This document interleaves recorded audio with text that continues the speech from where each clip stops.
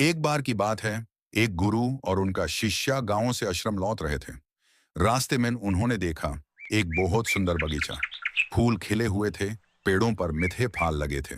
शिष्या ने वो दृश्य देखा और बोला, गुरुजी, ये सब कितना अद्भुत है।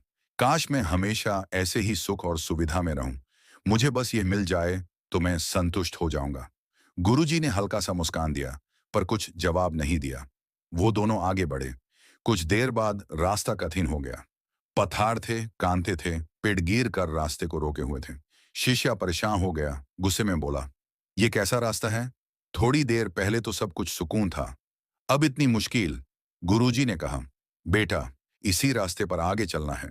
दिख रहा है, उस पहाड़ी के उस पार ही हमारा आश्रम है। शिष्य बेदिल होकर चलने लगा। उसके पैर कांटों से कट गए, पसीना बहने लगा।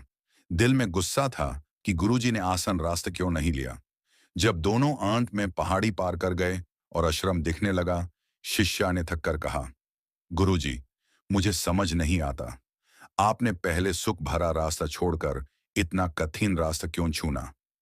गुरुजी रुक गए, शिष्य के कंधे पर हाथ रखा और बोले, जब हम फूलों के बगीचे से गुजरे, तुम्हें लगा सब कुछ वहीं मिल गया।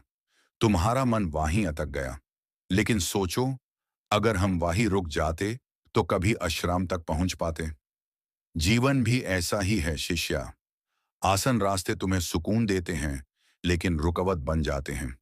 कठिन रास्ते ही तुम्हें उस मंजिल तक ले जाते हैं जहां तुम्हें असली ज्ञान और सफलता मिलती है। शिष्य कुछ पल चुप रहा। उसने सोचा, सही कहा गुरुजी ने।